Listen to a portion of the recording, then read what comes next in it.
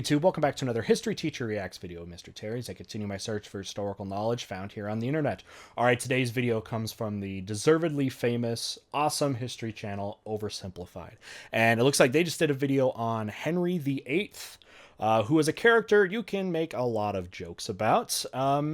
And you'll probably see why if you don't know. He was the famous former king of England that left, broke away from the Catholic Church as the Pope refused to annul his marriage to his wife, who he wanted to leave because he wanted to remarry to someone that would, at least in his mind, be more likely to produce him a male heir. Because that's always important for a king to do. So a lot of jokes I think you can make here. Should be very informative, very funny if... we know Oversimplified, and they've been doing it for now years. All right, link to the original video is down below. Make sure you go ahead and click that. Give them a like, a view, a subscribe. Highly recommended if for some crazy reason you have not been following this channel. And if you haven't subbed to my channel, you'd like to follow around me, a history teacher that goes through a lot of history videos on the internet, tries to give some context, give some commentary when it needs to be, and just promoting history education in general. Love to have you be around our community, as well as join our Discord server, link down below. One other final thing I thought you might be interested in is we just launched a new Teespring campaign. You might be able to see the products down below the video. We just launched a Mario Kart themed World War II design that I think you might really like. So definitely check it out. You might be able to see some direct links down below the video or go to the description to the Teespring and you can check that out too. All right, let's go ahead and get started. This video was made possible by Honey. Keep watching to find out how you can save money when you shop online. Also, the reviews are in. That's some nice merch. Get your brand new character pin, limited time face mask, and more. Link down below.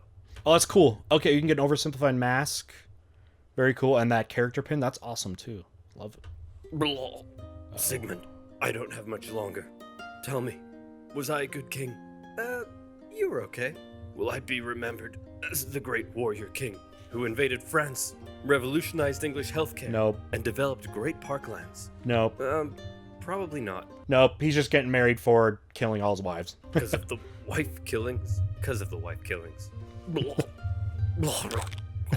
Sigmund, how did I get here? I still remember the good old days when I was a boy with a heart full of fire. And Mummy would teach me. Flashback. Okay, Henry, this... Wait, I want to look at his toys. He's got some Power Rangers, some Ninja Turtles. He's got an Etch-a-Sketch back here, his Razor scooter, his hoverboard, like a hoverboard from Back to the Future. We got a Mr. Potato Head, Bop It, fidget spinner, some other dolls. Dude, great childhood. is a horse. Can you say horse? Divorce. What? No. Okay, let's try this one. Can you say loaf of bread? Loaf with her head. No, Henry, that's wrong. You know what? Last one. Okay. Can you say soap? Soap. Yes, that's it. I'm the supreme head of the church. Screw the Pope. You know what? You're my son and I love you, but you're freaking weird, man. Awesome. They basically nailed all of his stereotypes right there. Taking control of the church and, yeah, divorcing his wife. And before he went into his dream, he ate the whole pig. He was known for being very overweight. The year is 1491. England has just come out of 3 decades of civil war, in which a bunch of Henrys, Edwards, and one Richard had a little ding-dong over which royal house should rule the realm. Finally, a Henry won. Wasn't, by the way, was it the War of the Roses? Correct me if I'm wrong. It's just coming to mind.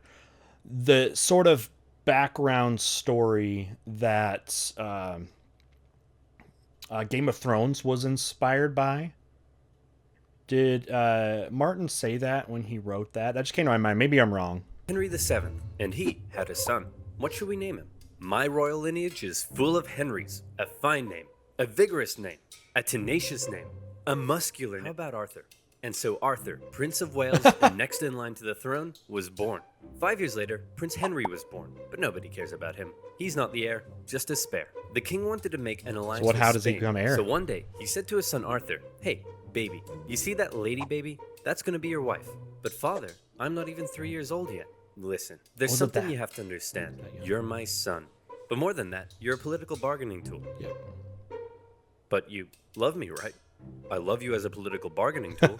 Yay. Hey, Pop, who the heck are you? I've written you a poem. Listen here, tiny man. Can't you see that I'm busy? But I'm your son. I have another son? As Arthur was in another palace. Because you want context, right?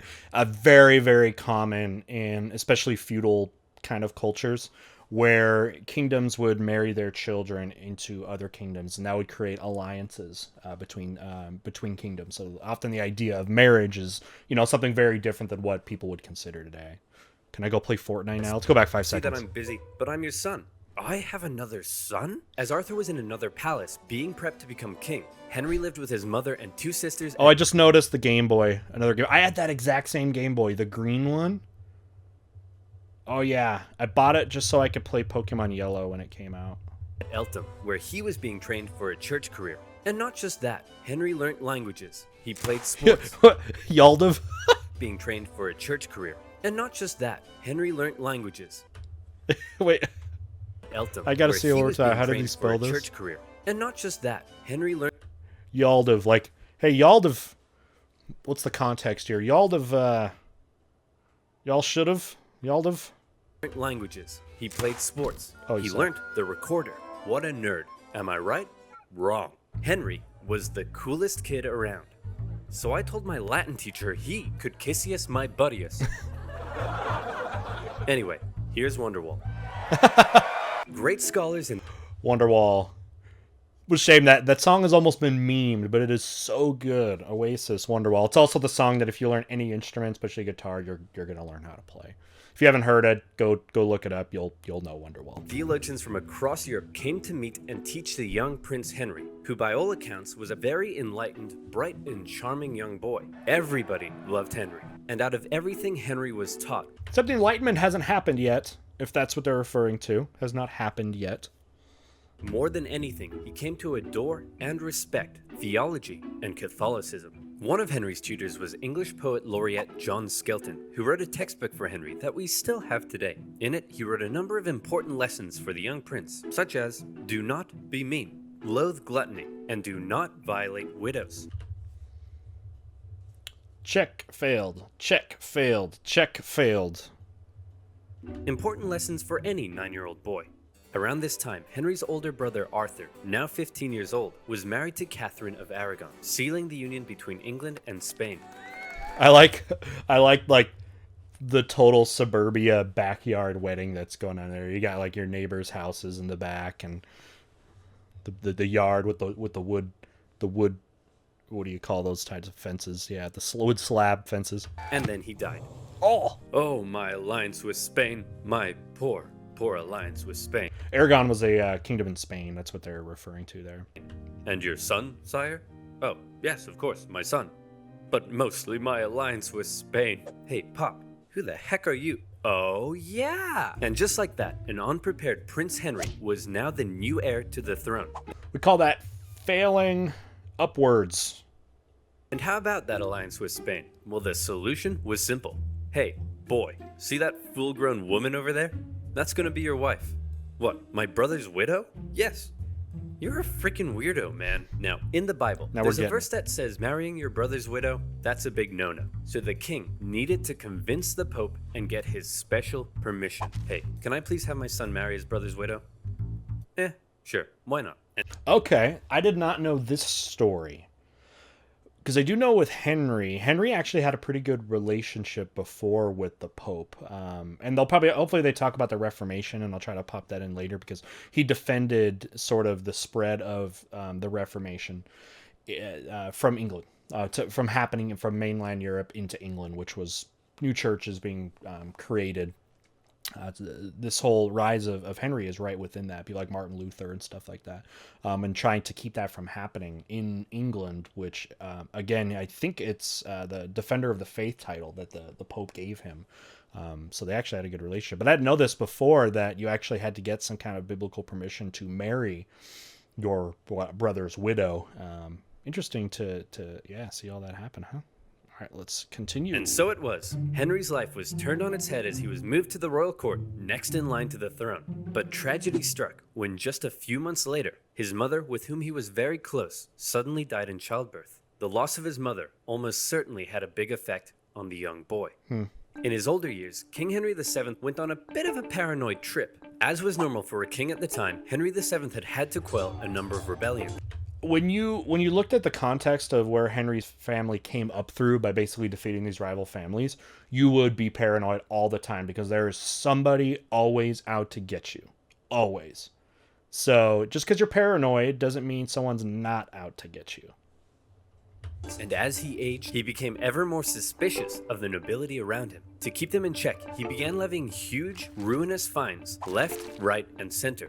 Dukes, bishops, barons, even his own mother. No one There's was a tax safe for from his that. tyranny. And the nobility of England began to suffer. So when Henry VII finally got sick and died just after Christmas 1508, there was a lot of celebration. Not only because the tyrannical Henry VII was gone, but because his replacement was the ever-popular, charming, and handsome 18-year-old King Henry VIII. He's king.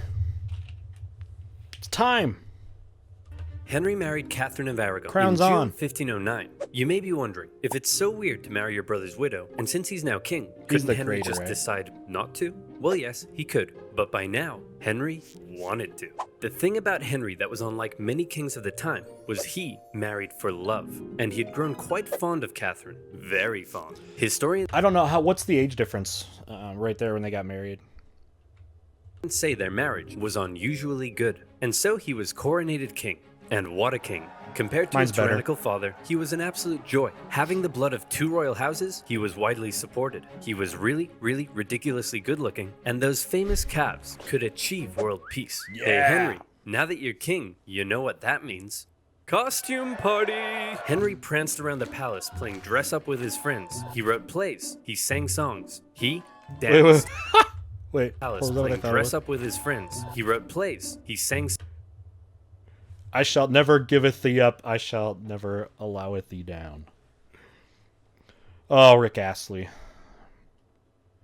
Even back then, huh? songs. He danced. A true Renaissance man, very different from the gluttonous wife killer we think of today. In his early reign, Renaissance was going on at this time. Renaissance, I mean, isn't really a time period. I mean, kind of is. More like some stuff that was happening.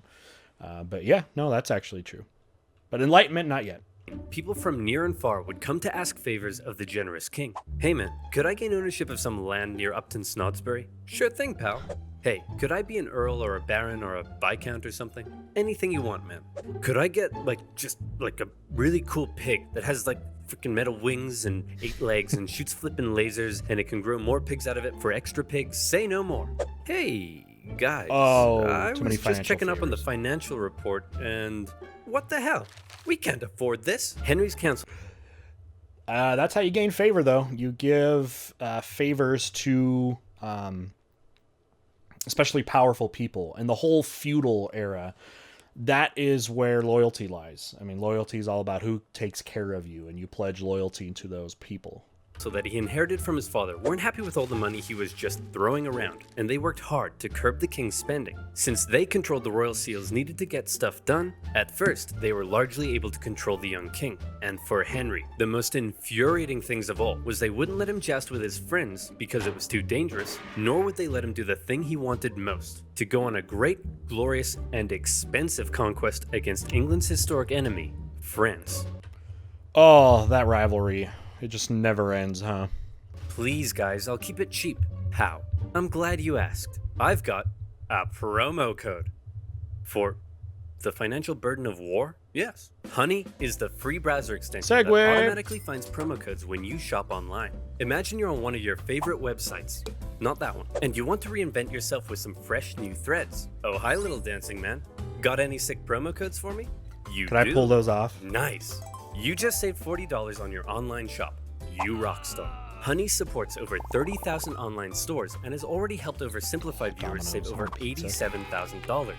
That's a lot of moolah. Not having Honey is literally saying no to free money like a crazy person. It's free, finds coupons with one click, and it's now part of the Venmo and PayPal family. So you know it's legit. I've actually Get used Honey this for before. free at joinhoney.com/oversimplified. That's joinhoney.com/oversimplified. And you'll also be supporting my channel. So thank you. Now, where were we? Cool. Oh yeah. Sexy calves, excessive spending, and war with France. Henry wanted glory. He wanted to go down in history. If he didn't go to war in France, was he even the King of England? Man, I want to go to war so bad. It's the definition of an English king. Invade France, but usually fail at this point.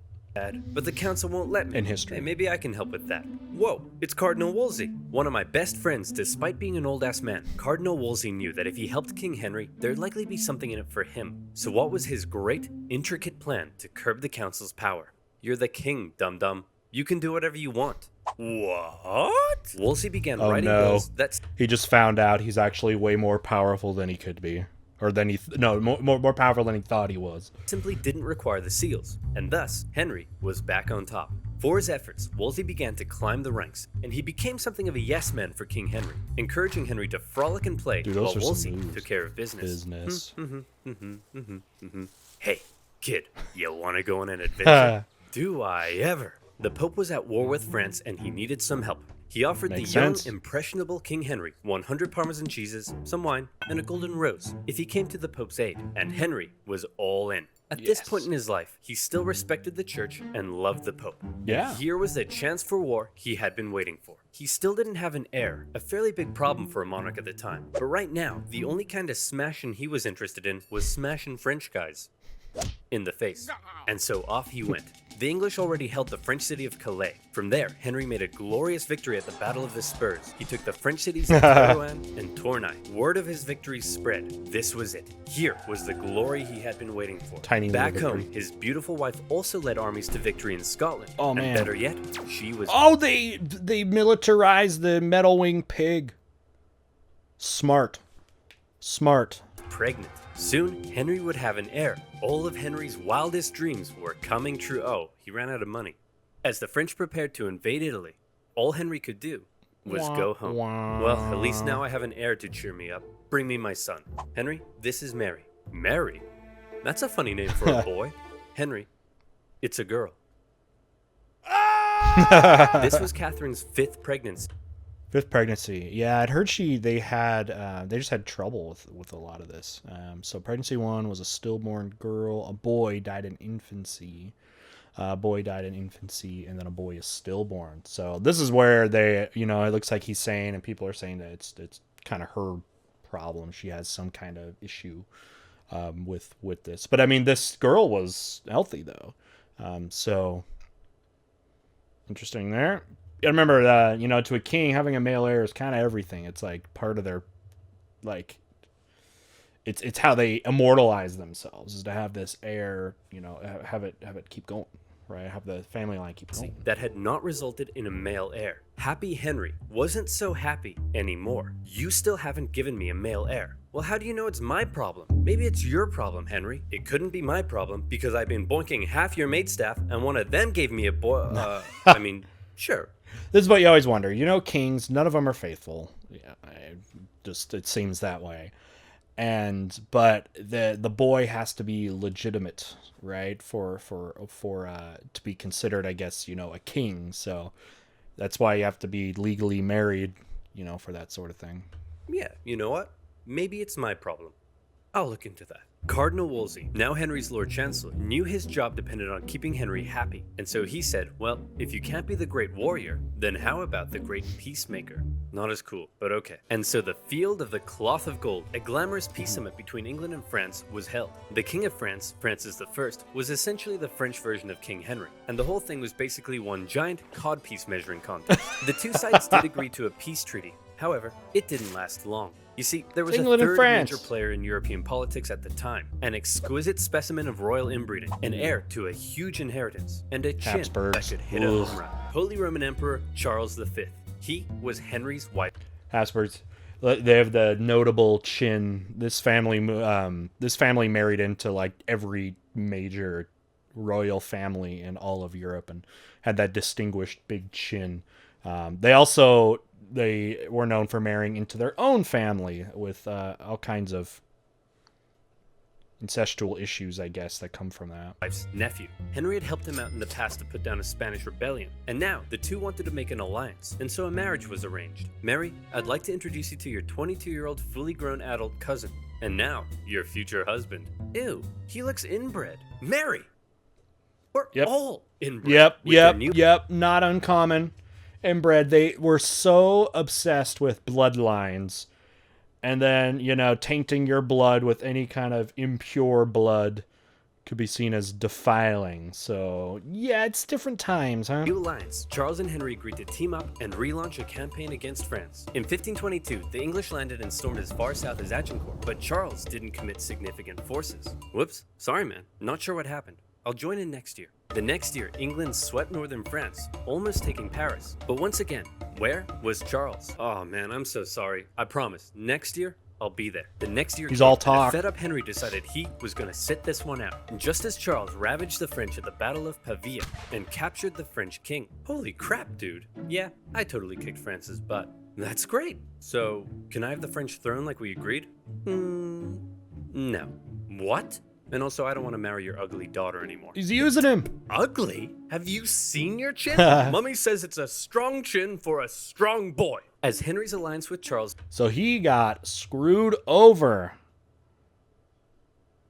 He's going to be resentful now, isn't he? ...fell apart. Henry knew his days as a warrior were over. This was a problem for Henry, but it was a bigger problem for his wife. Catherine of Aragon had two jobs. The first was to give Henry a male heir, but the second was to maintain an alliance with her relatives in Spain, including her nephew. She had failed, and Henry's sexy eyes began to wander. Home from all his wars, Henry ate up his daily 5,000 calories of meat as an infatuation began to grow for one of his wife's ladies-in-waiting, Anne Boleyn. Beautiful, intelligent, cultured. She was exactly Henry's type. He's the other now, chick. Henry had had dozens of mistresses, including Anne's sister. But Anne didn't want to just be Henry's side chick. She wanted to be his queen. She was Henry probably ambitious herself, right? A lot of people in that royal court that would love to be in positions of power, you know. He sent dozens of letters, thirsty love poems. In one, he proclaimed that he would like to kiss her pretty duckies. Henry's loins were on fire, but Anne kept him at just the right distance to drive him crazy and push him to find a way to get rid of his current Gotta wife. put a ring on Wolsey, it.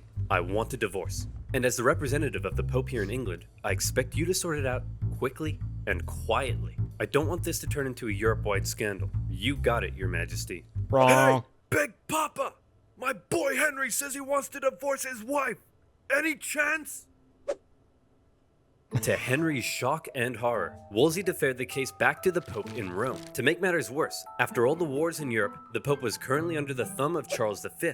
Now everybody knew what was going on, and Henry's divorce trial had become a pawn of greater European politics. This is always something in my classes I've needed to clarify, because you set him up as Henry as having a good relationship with that with the Pope, and they haven't really talked about the whole possible threatening of the Reformation, which was breaking apart the church, that's happening at this time too. That was another reason why they had, you know, a good relationship there. But you know, they you know, I try to clarify. I always just kind of thought it was more doctrinal than anything. Just no, you know, you're not above the laws of the church, because you don't, in Catholicism, you don't get a divorce. It's not something that's allowed. However, there had been instances, from what I understood, that of the Pope annulling a marriage. So it's not really saying like a divorce. An annulment means like a cancellation, like it never happened. But, and I believe popes had done that before. So I always wondered why this was a little bit different, because it's always political, right? For Wolsey, the decision was a disaster. His job was to keep Henry happy, and Henry was very, very unhappy. Nevertheless, the divorce trial began. Henry's case rested upon the Bible verse in Leviticus that claimed marrying your brother's widow would lead to childlessness, and Henry was certainly having a hard time getting a male heir. He argued that the Pope had got it wrong when he allowed Henry to marry his brother's widow, and that now divorce was the only solution. That's a strong case. He's saying this marriage should never have happened because of biblical sources. However, the Pope and Charles V acquired some interesting letters from an unknown source.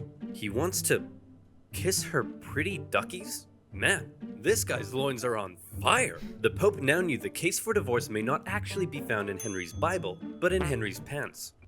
After escaping Charles V, the Pope did send out one Cardinal Campeggio to oversee the trial. Campeggio was an old man racked with gout. It took him 6 painful months to travel from Rome to England, and when he finally got there, this kept happening. Hey, I need you to take a look at this evidence. I can't. My gout is acting up.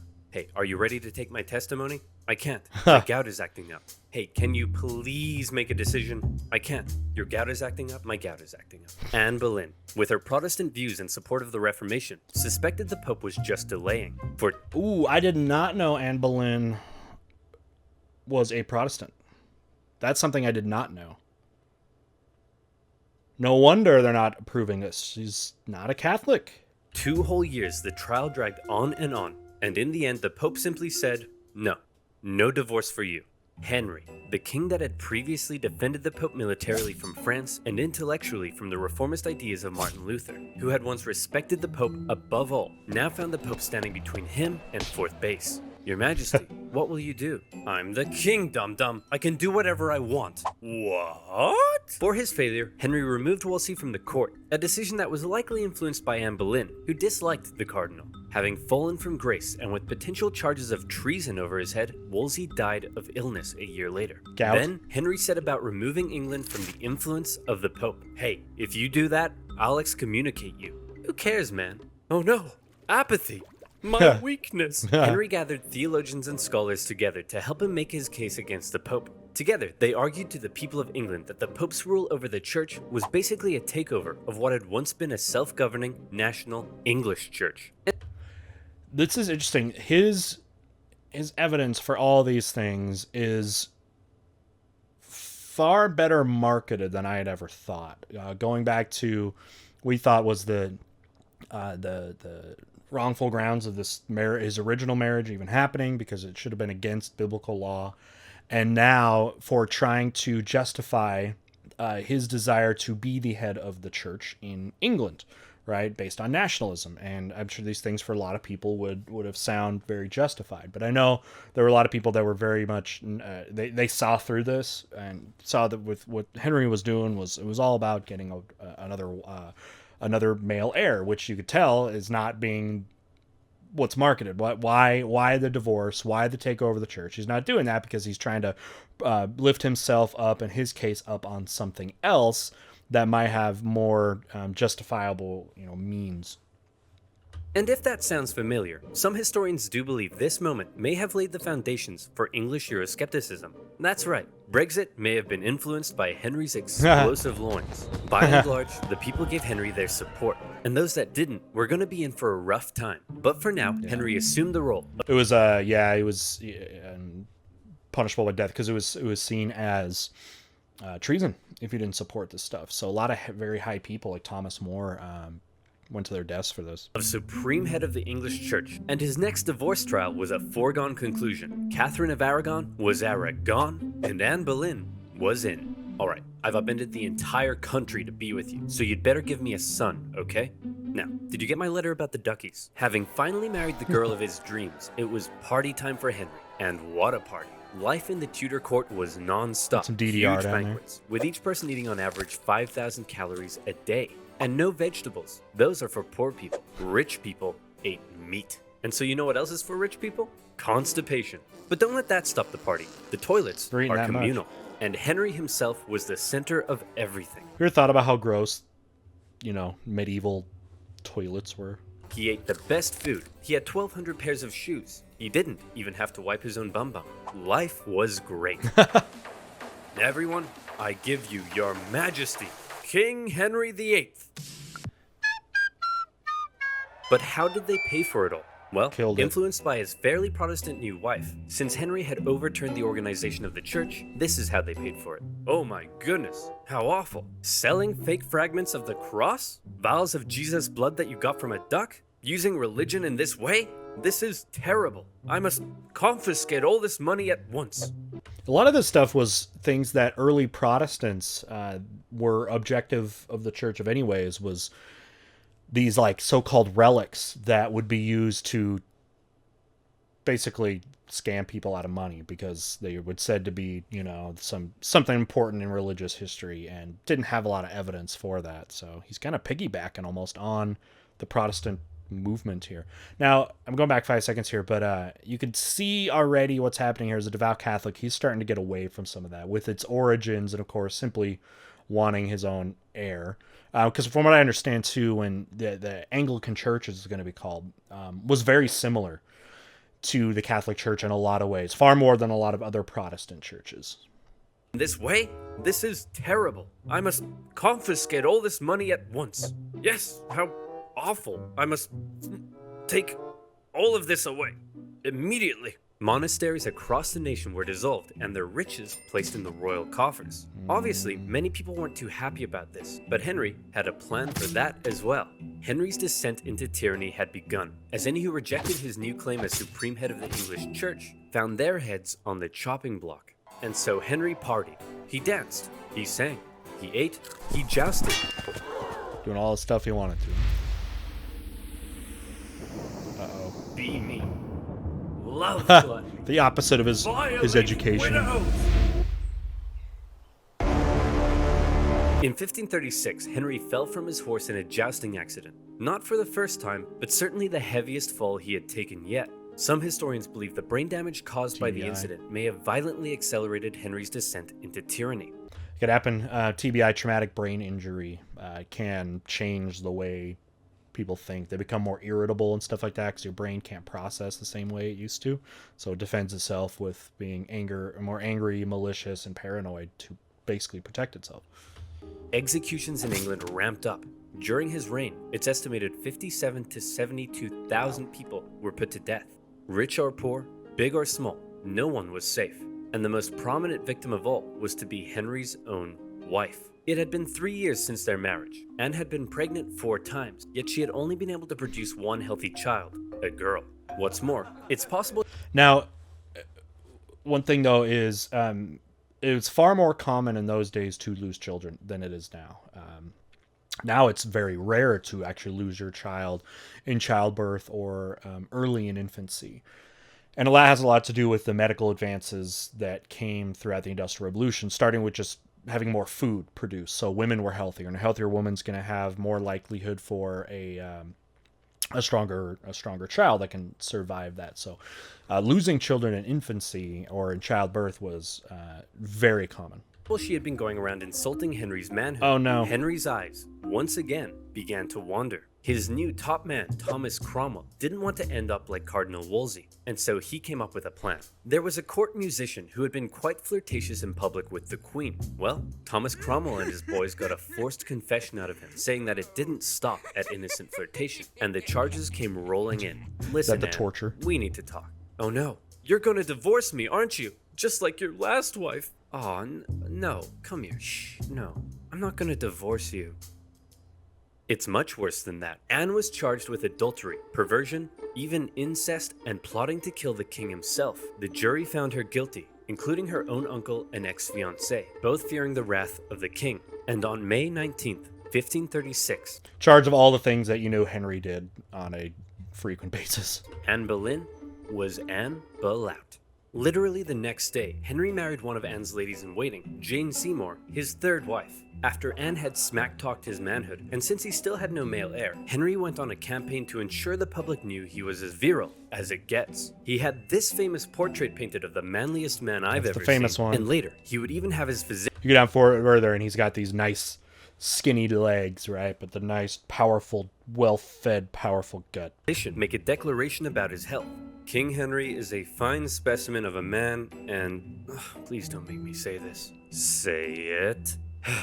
And every time I look at him, I wish I was a woman. The truth is, after his jousting accident, the king had badly injured his leg and was no longer very active, yet he was still eating his daily 5,000 calories. So by now, Henry was extremely unhealthy. For the remainder of his life, he would incur a number of illnesses, and his injured leg ulcers would ooze stinking pus. A fine specimen of a man indeed. On the church front, Henry's new and now pregnant wife was a devout Catholic, and she pleaded with the king to reinstate the monasteries. Henry was sick of wives meddling in his business, and he bluntly warned her to remember what happened to Anne Boleyn.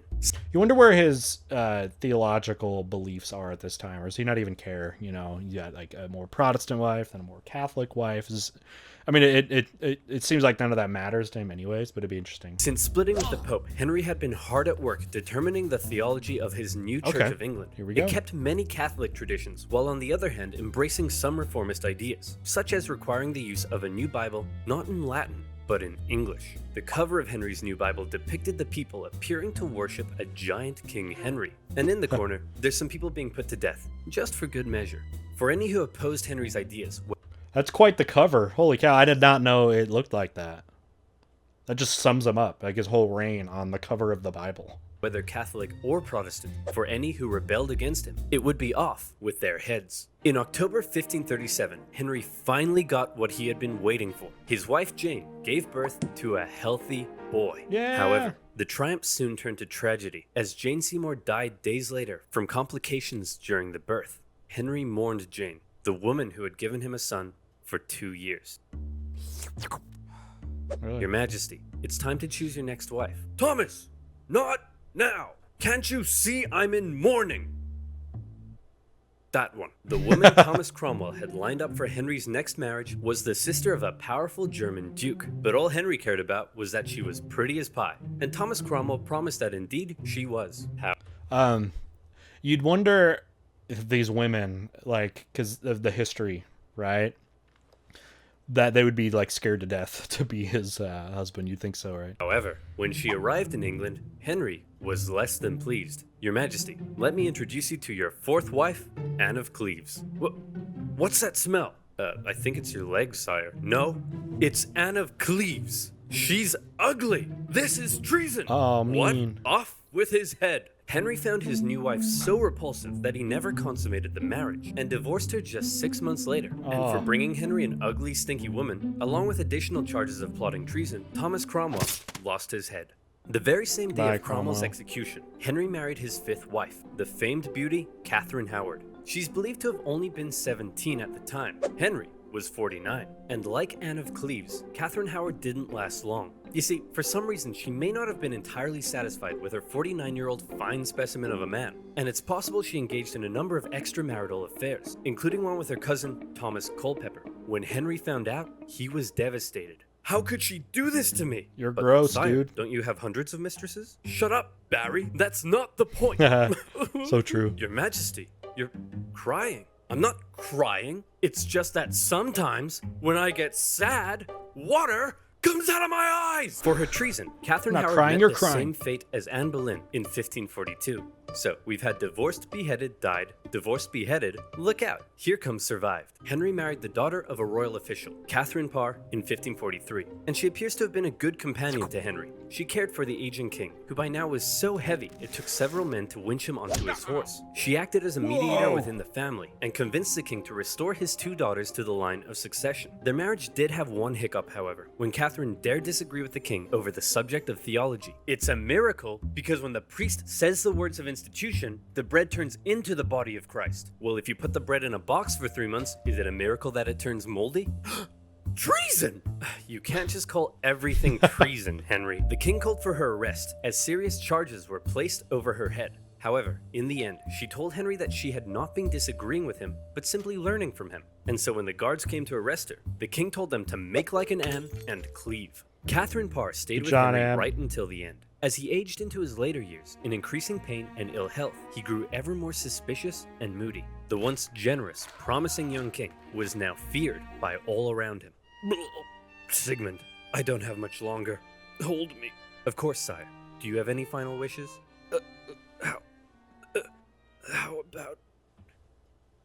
How about one last conquest in France? And so in 1544, Henry made for Calais. The pesky French had been supporting the Scottish in their ongoing wars with England, and they also owed Henry some money. So the extremely unhealthy king personally led a siege Enemy against of the your enemy French is your city friend. of Boulogne. The English dug tunnels under the castle, and on the 13th of September, the French surrendered. A glorious victory for Henry. In actuality, the whole misadventure nearly bankrupted England, and they ended up giving Boulogne back to the French a few years later. Yeah, But it's pointless. don't tell Henry. He's having his moment. Finally. So many of these things are just to have it on your resume, right? Or your legacy. Yeah, you've defeated them, but we all know holding on to an empire is far more difficult than conquering one. In 1547, a 55-year-old Henry, lapsing in and out of consciousness, passed away. His son Edward succeeded him, but died just 5 years later. His daughter, Mary, briefly took the reins and steered the country back towards the Pope. But then his second daughter embraced reformist ideas and gradually transformed England into a Protestant country. This was a really interesting thing that we talk about in my classes is the kind of roller coaster that religiously England went after Henry died.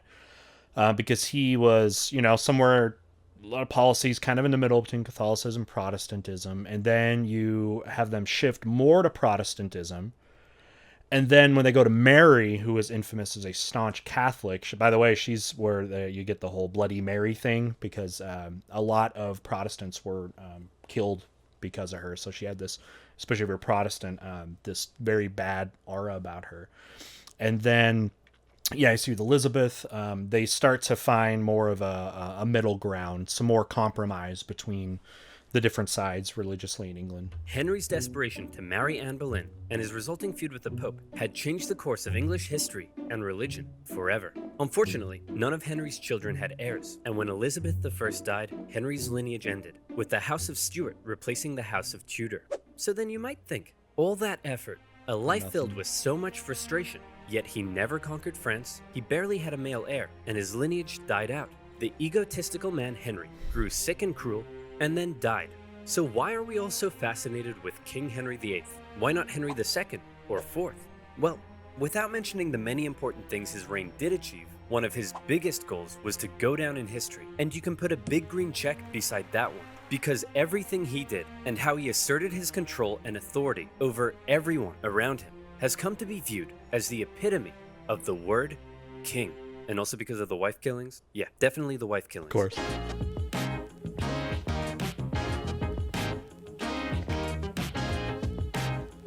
I mean, when you look at the indirect effect that is happening here with the religious future of Henry, that has had a big impact, especially with how his successors kind of did the tug of war thing with England there. So I mean, he is a fascinating figure. I think we're good, right? Hold the funky tune. Keep going. They have posters. That's cool. All right, cool. All right. So, great video once again. Very funny, super informative. That was honestly one of the most educational oversimplifieds for me personally that I have watched. A lot of them, I knew some of the stuff and stuff like that, and I was able to add. I didn't feel like I was able to add as much specific about Henry at this time, just because I was learning a lot of new things. A lot of stuff I'll be able to add to my teaching. Specifically as justifications that he used, that he kind of marketed towards his divorce, and the Act of Supremacy passing, which was pretty much the legislation that said the King of England is also going to be the head of the religion, with that sort of thing. And then, the different wives, how the story for each of them, I got to see a little bit more detail. So this was really actually educational for me. I mean, creating the humor, also behind it, which of course is what they do and helps stick it there. And I love what this channel does for casual people that are more casually into history. It's a great middle ground, between just being again more comedic, but then also educational. It's great, and they deserve all of the credit that they get for how many views they get. I see, every time they post one of these videos, it is like #1 trending. It gets millions of views in the first few days, which is awesome. I just love seeing historically themed stuff on the forefront of the biggest digital media platform in history, which is with YouTube. I love that. It gives me so much confidence that history is still very much alive, and the new way that it's being taught through these amazing content creators is just so gratifying to see that and hit the public like that. And if you're watching this video and if you watched all the way to the end, I appreciate you for just being somebody that obviously is appreciating history. And I hope that you can spread that passion, whatever level that is, to others, and we can make the internet a great place for it, because it's the best tool that we've ever had. So awesome. Learned a lot of things, a lot of fun. I really think he's got the format down for these, and the running jokes and all that. It hits, and the craft is there, and I just hope he can keep being supported. Please support this channel. Okay, if you are feeling like giving financially to like my channel, think about these, a lot of these content creators like Oversimplified. If they can help them create this awesome content, then I think that's first and foremost the thing that we need to do. So looks like they got a lot of ways you can support through probably Patreon and their own merchandise and stuff like that. So that's very cool. But I will go ahead and plug one more time. If you want to support our channel, the new Teespring campaign is up, as well as my old just Mr. Terry Aztec design one that is up there if you feel like doing that. Also, it's a Patreon account that I have if you want to support. One thing the patrons get from my channel is the ability to vote on videos that I feature about once a week. So that's a way you can do that. But thank you to everyone that's been supporting the channel in all types of different ways. There's channel memberships and just being a sub and super chats and all that. I really do appreciate that. But like I said just a couple minutes ago, thank you for just being a part of the history community, and simply by watching videos, that is playing a role in that. So thank you so much for that. All right, and with that, we'll go ahead and end it here, and I hope to see you very soon. Thanks for being for liking the video, for subbing. Join our Discord server down in the description, and hope to see you again very soon. Bye.